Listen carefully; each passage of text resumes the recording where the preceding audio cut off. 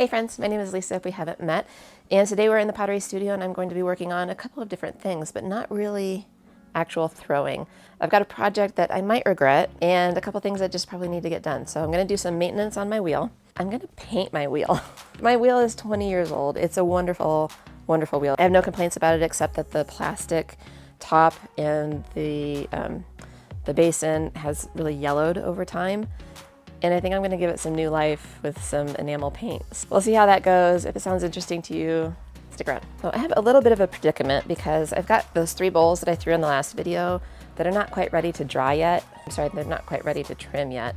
But they probably would be tomorrow, but this I'm afraid is going to take 24 hours to dry. Well, maybe that'll work out just fine. Yeah, okay, I'm going to put these bowls on the shelf. I will trim them hopefully after my wheel is done drying. I'm using a primer, Rust-Oleum primer, and then a Rust-Oleum for farm equipment. I feel like that would be durable enough. You don't have a lot of colored options, but I went with Ford blue. You could have gotten John Deere green or Caterpillar yellow, but I'm going with Ford blue. Before I start getting this prepped to paint though, I am going to flip it over and check the belt on it. So I was looking at the manufacturer's instructions just for maintenance on this, and I've really never done any maintenance on this wheel. But I do want to check the belt. It was making some noises earlier that I noticed, and that the instruction manual gave me a good idea of some things to take a look at. So I'm going to do that now.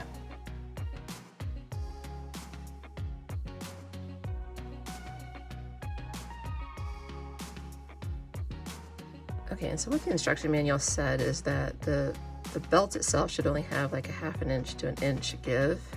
Okay, so what I've done is just taken a piece of blue tape and I've marked out 1 inch marks on it. And then this is dusty, so it might not stick on there very well, but I'm gonna line one of the 1 inch marks up with, just as I look at it straight on, with where that belt falls. I'm gonna put my screwdriver on here at that 1 inch mark, and I'm going to push it over as far as I can. Oh, and you know what? It is only like 1/2 inch. Based on the instructions, I don't think I need to do anything with the belt, which is good news.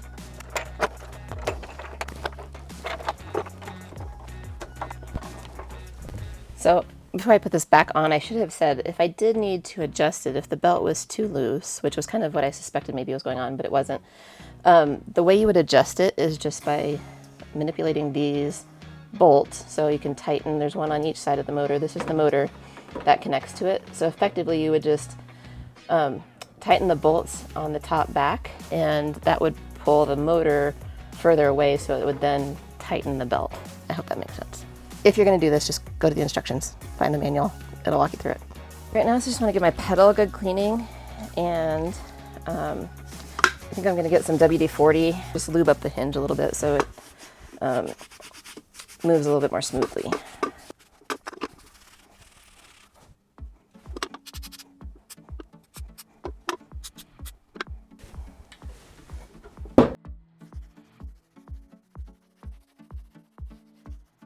Before I apply the primer, I am scuffing up the plastic part with about a 120 grit sandpaper, and then wiping that off as well as I can, just to get it nice and prepped. And I'm putting some paper underneath it just to protect my floors in case I drip some paint.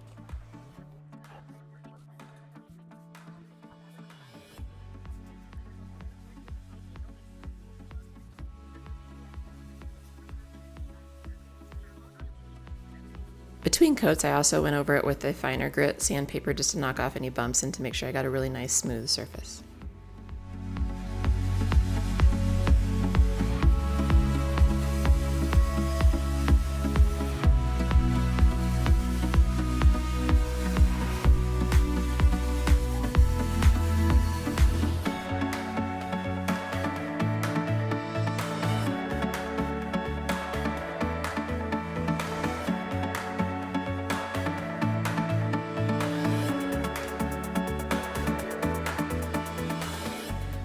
Okay, I got 2 coats of paint on here. I think I like it. I like the texture a lot. It's going to be really easy to clean because it's super smooth.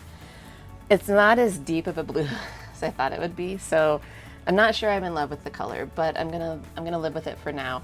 I did decide for the splash pan for the basin part, I didn't want to do it all blue because I thought it was going to be too much. So I just did the bottom part because it's gonna slide along here, and if it scuffs up, at least it scuffs the same color. So I ended up doing that, and then I painted the top and the inside white. But now I think it's kind of Smurfy. Oh, I don't know. I like the Smurfs. But not exactly what I was going for. So, but I'm going to let it dry completely. This part's still a little wet because I had some touch-ups, so I'm not going to do anything on the wheel today. Instead, I think I'm going to hop up to the wood shop area and build a shelf for all of this furniture for my kiln.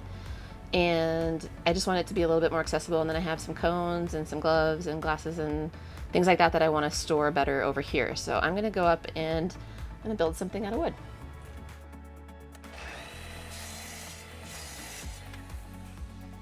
Fortunately, I already had some strips of 3/4 inch plywood that were already broken down to the width of the shelf that I wanted, so I just had to cross cut them to the right lengths.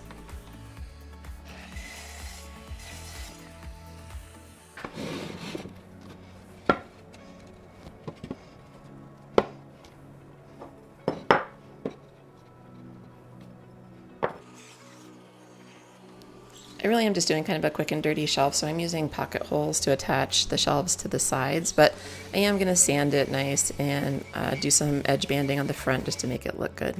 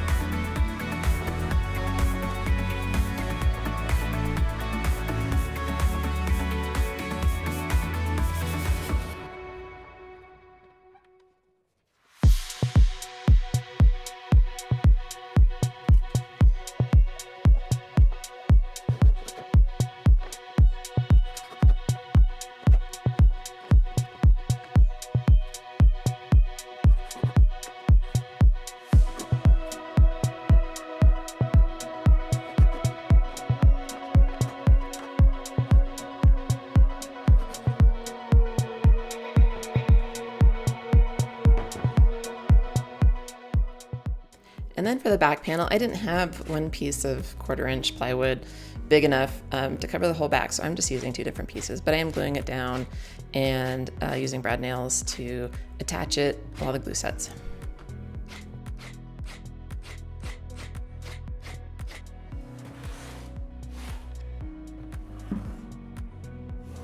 Okay friends, so I got this all glued up yesterday and I let it set overnight for the glue to dry, but I got it kind of spaced out exactly, I think perfectly for my kiln furniture. So this bottom shelf can hold my taller kiln posts, and then some of the shorter ones can go on this side. I got this top shelf just the right size to hold 2 of these boxes of cones, and I'm pretty psyched with how it came out. I do need to just give it a quick sand on the outside, clean up some of the glue squeeze out. And then because I'm nervous about it being wobbly, I'm gonna add these kind of supports to the bottom, just like that, so that it won't tip over very easily. I'm gonna do that and then take my router around the back corner edges, and then I think it's gonna be ready to take down.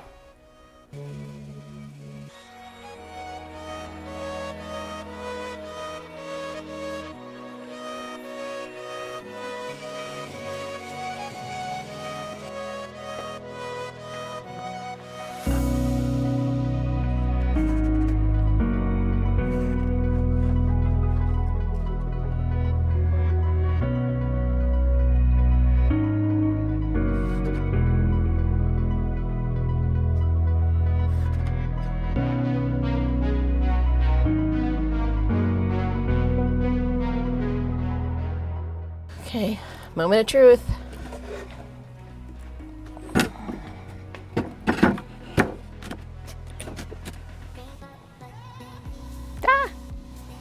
I love it. I did make these support feet a little bit longer than the depth of the top, which I should have thought about, but I didn't, but it's totally fine. It's gonna work great.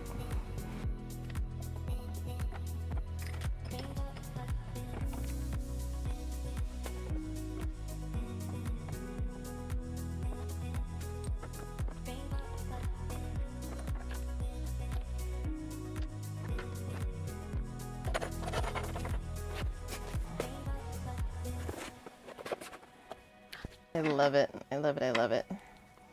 Organize these little guys a little better. And I mean, I have plenty of room still, so like I can bunch these up closer if I get more cones or anything down the road that I need to organize. These are just like, this is just clay with kiln wash on it, so if I have something that I'm a little nervous is gonna run, I'll put this under it just to protect my kiln shelf.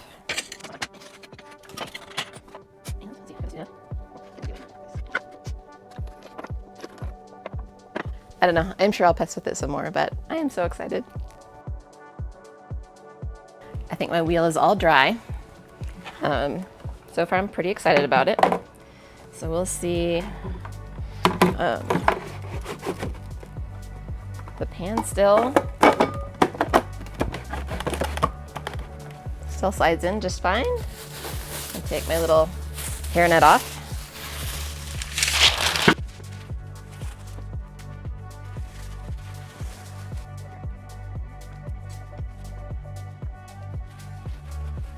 Okay, these poor bowls have been drying for well over a week, and I've been checking on them and they've been pretty okay. I think they might be just perfect to trim now. So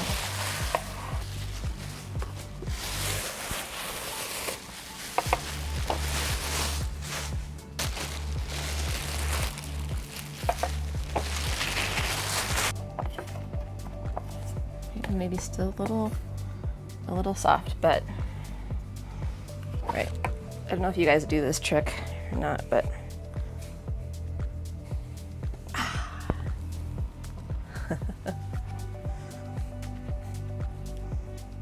there we go.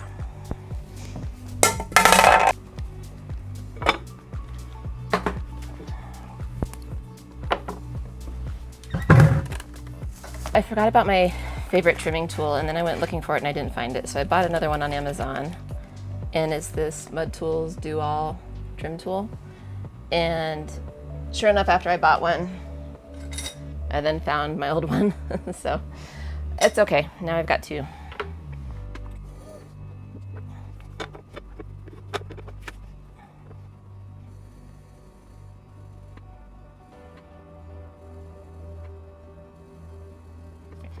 So this bat has like a sticky rubber on it, so that's why I can't really tap the center. Not that I can tap the center anyway, I'm not good at that.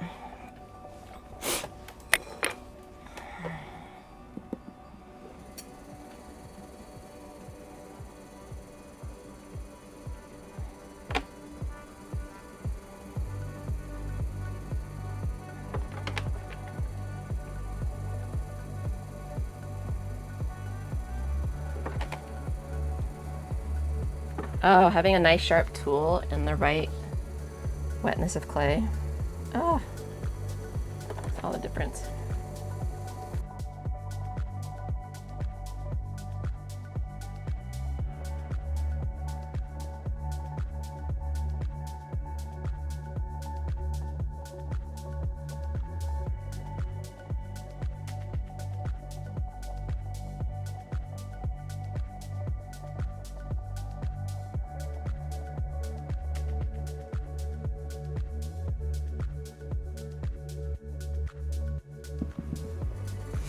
I'm just tapping it to see how thin it sounds. It sounds odd, but you can definitely tell by tapping on the bottom about how much thickness you have or don't have.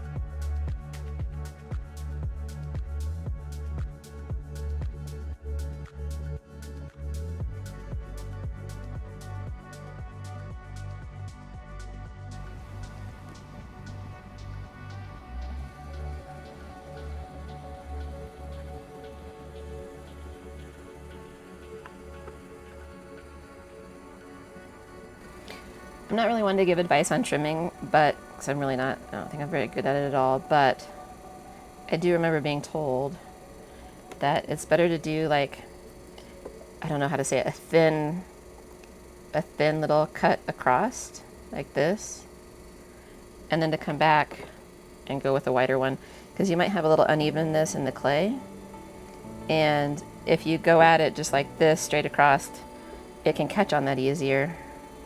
So if you're really trying to take off a lot of clay, do it with a smaller tip first. Move that clay. See how it kind of bumps there? It doesn't throw you off as bad if you don't have as much surface area of your tool on the top of the clay. So that's the only tip for trimming I think I have. My high school pottery teacher, Mr. Berger, always used to say, if you're not trimming all the way through the bottom of a pot once in a while, you're probably leaving too much clay down there. So if you do happen to trim all the way through, don't worry about it. There's always more clay.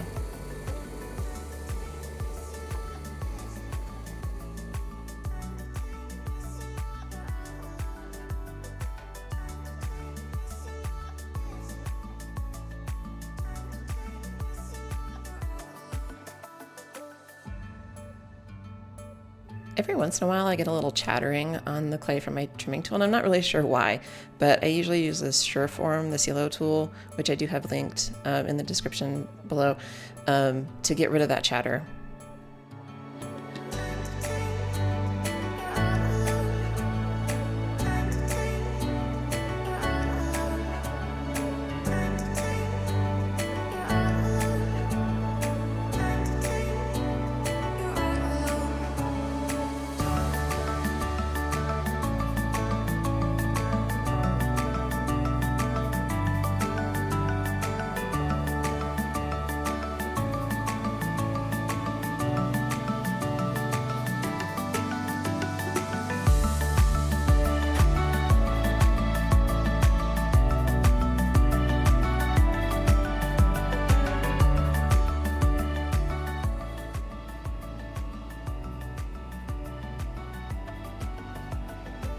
Okay, well, it's been a pretty successful weekend, if you ask me. I'm super happy that I got these bowls trimmed up, because I'm not sure if I'd have time after work this week to do it, and they would definitely get too dry. Not that you can't manage it with like spraying them and stuff, but it's just nice to have them done. And I am going to put plastic over them. I let everything dry really slowly.